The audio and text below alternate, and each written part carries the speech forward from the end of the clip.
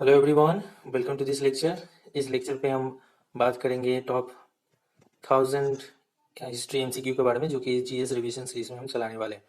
Okay, तो पहली बात है तो ये है कि हम इसके पार्ट 1 एंड पार्ट 2 ऑलरेडी देख चुके हैं। अगर आपने वो लेक्चर नहीं देखा है तो प्लीज़ जाके चेक कर लीजिए। तो इसमें हम बात करेंगे पार्ट 3 के बारे में। ओके, तो पार्ट 3 में हम डिस्कस करेंगे 31 टू 45 क्वेश्चन तक। ओके, शुरू करते हैं। Okay, so first question. हाँ, यहीं पे एक चीज़ है कि मैं एक क्वेश्चन दे दूंगा आपको आपको मैं ऑप्शन भी दे दूंगा। क्वेश्चन के साथ पढ़ते पढ़ते आपको ऑप्शन देखना है एंड ऑप्शन देख के आपको डिसाइड करना है कि कौन सा वाला सही है। उसके बाद मैं तो आंसर दे ही दूंगा, तो आप फिर आप आपका भी रिवीजन इसमें हो जाएगा। आप भी चेक कर सकते हैं कि आपका आंसर सही था कि नहीं था। और एक चीज़ आप कर सकते हैं कि यहीं पे जैसे कि मैं 15 क्वेश्चन अभी डिस्कस करने वाला हूँ, तो आपका जितने भी क्वेश्चन सही हो रहे हैं वो कमेंट सेक्शन में आप लिख सकते हैं। अगर 4 सही हो रहे हैं तो 4/15 ऐसे करके आप लिख सकते हैं। तो ओके, शुरू करते हैं। तो पहला क्वेश्चन यहीं पे बोल रहा है कि which of the following charter, अच्छा, इनमें से कौन सा चार्टर था जो कि एबोलिश किया था मोनोपोली को एबोलिश कर दिया था ईस्ट इंडिया कंपनी का ट्रेड विद इंडिया। मतलब पहले क्या था कि ईस्ट इंडिया कंपनी ही सिर्फ इंडिया के साथ ट्रेड कर सकता था। तो इसको फिर क्या कर दिया गया, एबोलिश कर दिया गया। तो इसके बाद क्या हुआ कि ब्रिटिश इंडिया में, मतलब आप क्या बोल सकते हो, इंग्लैंड के कोई भी कंपनी आके इंडिया में ट्रेड कर सकता था। ठीक है, बट पहले क्या था कि सिर्फ ईस्ट इंडिया कंपनी ट्रेड करती थी। तो इसको एबोलिश कर दिया गया। ओके, तो कौन सा वाला चार्टर था? अब थोड़ा सा सोचो कौन सा चार्टर था वो। ओके, आपने देख लिया कौन सा वाला चार्टर था। ओके, तो इसका चार्टर था चार्टर 1813, मतलब आंसर इसका होगा B. Okay okay, next question में चले जाते हैं। क्वेश्चन देख लो पहले। यहीं पे बोल रहा है कि जो सीआर फॉर्मूला गिवन किया गया था किसके द्वारा, सी राजा गोपालाचारी के द्वारा, उसमें से कौन सा, नीचे वाला यहीं पे देखो स्टेटमेंट सब है, बोला है कौन सा करेक्ट नहीं है। यहीं पे बोला जा रहा है कौन सा करेक्ट नहीं है। ओके, तो पहला बोल रहा है कि ये फेवर टॉक करता था किसके बीच, जीना एंड मुस्लिम लीग के बीच। क्या ये सही नहीं है?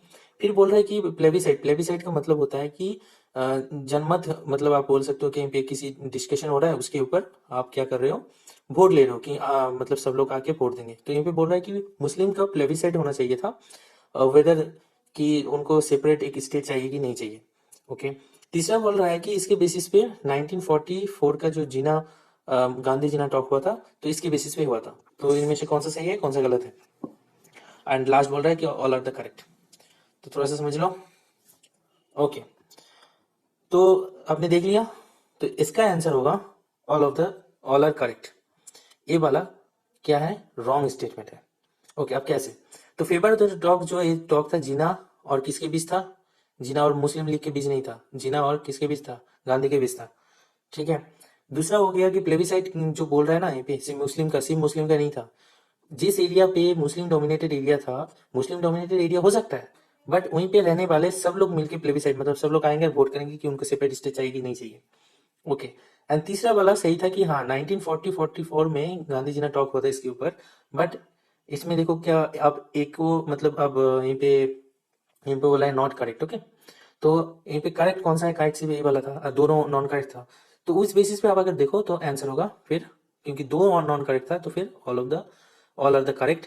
क्योंकि ऑल करेक्ट बोल रहा है कि ऊपर वाला सब सब कुछ सही है, तो सब तो सही नहीं था, सिर्फ एक सही था, बाकी दो तो गलत थे। तो कौन सा वाला आंसर हो गया, आंसर हो गया डी। ओके, अच्छा यहीं पे देख लो फिर लिखा हुआ है, अगर आपको थोड़ा सा पढ़ना है तो आप यहीं से पढ़ सकते हो। ओके, नेक्स्ट क्वेश्चन में चले जाते हैं। नेक्स्ट क्वेश्चन में यहीं पे बोल रहा है कि ईस्ट इंडिया कंपनी का जो परमिशन मिला था, पहला पहला देखो सेटअप मिला था, जो मछलीपट्टनम में कौन सा वाला ईयर में मिला था, मछलीपट्टनम में ईस्ट इंडिया कंपनी को परमिशन मिला था सेटअप करने के लिए फैक्ट्री, किस ईयर में? आपके सामने ईयर दिया हुआ है, आप थोड़ा सा देख लो। ओके, सोच लिया आपने? तो इसका आंसर होगा सी, 1611। ओके, नेक्स्ट क्वेश्चन में हम जाते हैं।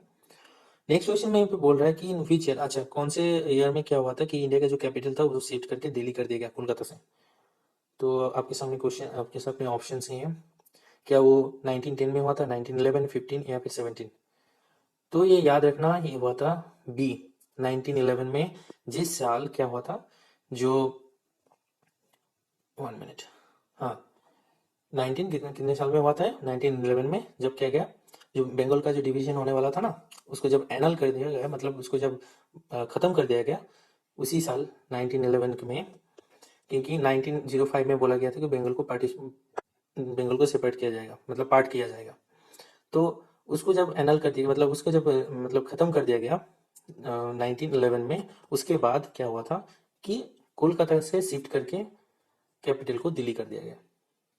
ओके, फिर आ रहा है दूसरा क्वेश्चन। ओके, क्वेश्चन आप देख लो पहले।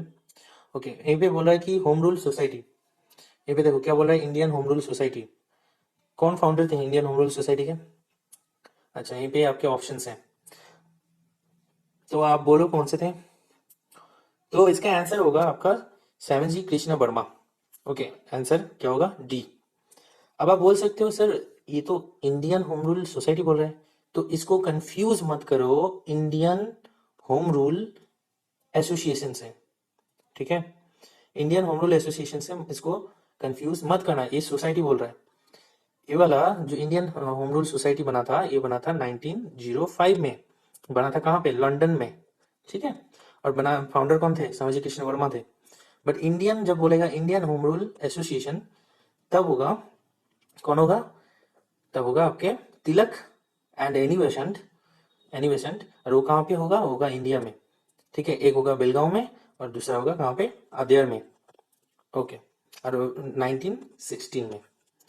तो यहीं पे बोल रहा है इंडियन होम रूल सोसाइटी, तो ये 1905, प्लेस था लंदन, और फाउंडर थे Shyamji Krishna Verma. Okay, next question में चले जाते हैं हम। नेक्स्ट क्वेश्चन बोल रहा है यहाँ पे कि सर्वेंट ऑफ इंडिया सोसाइटी जो था, ठीक है? ओके, इनमें से कौन थे जो सर्वेंट ऑफ इंडिया सोसाइटी के थे, फॉलो करते थे? फॉलोइंग कौन पर्सन थे जो रिलेटेड थे, जो भी बोल रहा आप। तो आपको यहीं पे अच्छे से देखो, सर्वेंट ऑफ इंडिया सोसाइटी एक पॉपुलर है, क्योंकि मैं किस लिए बता रहा हूँ, पहले तो आप थोड़ा सा डिसाइड कर लो कि आंसर कौन सा है। तो आंसर है इसका गोपाल कृष्ण गोखले। अब गोपाल कृष्ण गोखले क्यों फेमस है? एक तो बहुत चीजों के लिए फेमस है, बट एक चीज और है कि ये गांधी जी के पॉलिटिकल गुरु थे। ओके, अब गांधी जी के पॉलिटिकल गुरु थे गोपाल कृष्ण गोखले, और ये फाउंडर थे कौन सा? सर्वेंट ऑफ इंडिया सोसाइटी का। बट गांधी जी कभी भी servant of India society join नहीं किए थे। ओके, याद रखना। ओके, अब थोड़ा सा यहीं से पढ़ लो वही चीज लिखा। अच्छा हाँ, ये पे ये लोग मतलब क्यों फॉर्म किए थे? तो फॉर्म इसलिए किए थे कि इनको क्या था, सोशल वर्क और रिफॉर्म करना था। जैसे कि फेमिन रिलीफ करना था, फिर यूनियन ऑर्गेनाइजेशन करना था, फिर कोऑपरेटिव एंड अपलिफ्ट करना था ट्राइबल एंड जो डिप्रेस क्लासेस थे, ठीक है? तो इसके लिए लोगों ने बहुत काम किया था। ओके, ओके, नेक्स्ट क्वेश्चन में हम चले जाएंगे। अब नेक्स्ट क्वेश्चन में यहाँ पे बोल रहा है कि देखो, जो इंडियन होम रूल सोसाइटी जो जिसके जिसके बारे में हमने कुछ देर पहले, मतलब कुछ स्लाइड पहले बात किया कि Indian home rule society. Okay, अब बोल रहे हैं कौन ईयर में फाउंड हुआ था, तो वही चीज हो गई फिर। तो आपको पता है अब आंसर पता है आपको, 1905। ओके, देन फिर नेक्स्ट में आ जाते हैं। नेक्स्ट क्वेश्चन में यहीं पे बोल रहा है कि bring out the statement. Okay, correct statement बोल रहा है, इनमें से जो करेक्ट था उसको उसको ढूंढो आप। ये भी बोला है कि पूर्णो ने जो रेजोल्यूशन अडॉप्ट किया था किसके द्वारा? इंडियन नेशनल कांग्रेस के द्वारा, वो था लाहौर सेशन में। तो ये बात क्या सही है? हाँ, सही है। फिर बोल रहा है कि गोपाल कृष्ण गोखले कौन थे? फाउंडर थे सर्वेंट ऑफ इंडिया सोसाइटी के। क्या ये बात सही है? ये भी सही है। फिर बोल रहा है कि चिटागोंग जो आर्मोरी रेड हुआ था, टेम्पोररी कैप्चर कर लिया गया था, तो वो ऑर्गेनाइज किया गया था मास्टर एसोसिएशन के द्वारा। तो ये क्या सही है? हाँ, ये भी सही है। तो all of the correct. Okay, next question में आ जाएंगे हम। अब नेक्स्ट क्वेश्चन में यहाँ पे बोला जा रहा है कि देखो, ये तो बहुत ही सिंपल से एक क्वेश्चन है। बोल रहा है कि 1914 में 1914 टू 1918 कौन सा युद्ध हुआ था? अब कोई भी बच्चा भी बता सकता है, ये तो गलत होना नहीं चाहिए था। ये था first world war. Okay, next question हम जहाँ जाएंगे, यहीं पे बोल रहा है कि देखो, लाल बाग एक गार्डन है, ठीक है? जो फेमस लाल बाग गार्डन है बेंगलोर में, ठीक है? वो कौन से रूलर के द्वारा कमीशन किया गया था? तो ये थे। अब थोड़ा सा सोच लो, अगर आपको पता है तो, और नहीं पता है तो आंसर होगा Haider Ali. Okay, Haider Ali. Next question में चले जाएंगे हम। नेक्स्ट क्वेश्चन में यहाँ पे बोल रहा है कि देखो, 1857 में जो रिवॉल्ट हुआ था, सिपाही म्यूटिनी हुआ था, उसका लीडर किसको बनाया गया था? ठीक है, एंथ्रोन किसको किया गया था उसका एज ए लीडर के तौर पे? तो कौन थे वो? क्या रानी लक्ष्मीबाई थे झांसी के, या तात्या टोपे थे, या फिर बहादुर शाह जफर थे, या फिर फरुखुद्दीन थे? कौन थे? तो आंसर होगा इसमें सी, बहादुर शाह जफर, जो कि कौन थे? मुगल शासक थे उस टाइम पे। नाम के मुगल शासक थे, बट पूरा कंपनी के अंडर आते थे, कंपनी के पेंशन पे चलते थे वो। ओके, नेक्स्ट क्वेश्चन हो गया, यहीं पे बोल रहा है कि formulate and perfect the use. अच्छा, यहीं पे बोल रहा है कि सब्सिडरी एलायंस जो सिस्टम जो किन्होंने फॉर्मुलेट किया था, परफेक्ट किया था। तो आप थोड़ा सा सोच लो, ये कौन हो सकते हैं? क्या लॉर्ड मायो थे, लॉर्ड कर्जन थे, लॉर्ड डालहौसी थे, या फिर लॉर्ड वेलेस्ली थे? कौन थे ये? तो आंसर होगा आपका लॉर्ड वेलेस्ली। ओके, फिर नेक्स्ट क्वेश्चन पे चले जाएंगे हम। यहीं पे बोल रहा है कि 1857 का जो रिवोल्ट हुआ था, जो बिगिनिंग था, ओके, वो कहाँ से हुआ था? बिगिनिंग कहाँ से हुआ था 1857 का रिवोल्ट का? क्या वो पलासी था, क्या वो माद्रास था, क्या मेरठ था, क्या फिर बॉम्बे था? कहाँ से था? तो इसका स्टार्टिंग हुआ था मेरठ से। Okay, next question. Next question यहीं पे बोल रहा है कि जो, अच्छा, जो प्राइम मिनिस्टर थे एटली, ओके, जो कि ब्रिटिश प्राइम मिनिस्टर थे एटली, उन्होंने बोला था कि ब्रिटिश क्या करेगा, इंडिया क्विट कर देंगे। किस दिन? जून जून 1948। अच्छे से समझो, 48, 1948 की बात हो रही है। ठीक है, इसके पीछे एक बैकग्राउंड है, वो मैं किसी दूसरे लेक्चर में बता दूंगा। तो जो भी है कि इस दिन उनको क्विट करना था। ठीक है, तो ये वाला चीज उन्होंने कब बोला था? इस दिन बोला था कि हाँ, इस दिन हम क्विट करने वाले हैं। तो ये डेट कौन सा था? डेट था February 20, 1947। इस दिन इन्होंने बोला था कि हम इंडिया को क्विट कर देंगे, जून 1948 को। बट क्या हुआ कि 15 अगस्त 1947 को ही इन्होंने, मतलब ब्रिटिश ने क्विट कर दिया, मतलब क्विट करके इंडिया छोड़ के चले गए। इसके पीछे भी एक हिस्ट्री है। ओके, फिर आता है कि क्विट इंडिया जो रेजोल्यूशन था, वो पास्ट हुआ था कौन से साल में? क्विट इंडिया रेजोल्यूशन, अच्छे से पढ़ो, क्विट इंडिया रेजोल्यूशन की बात हो रही है। ओके, ये कौन सा था? कौन सा था? ओके, तो आंसर होगा इसका अगस्त 1947।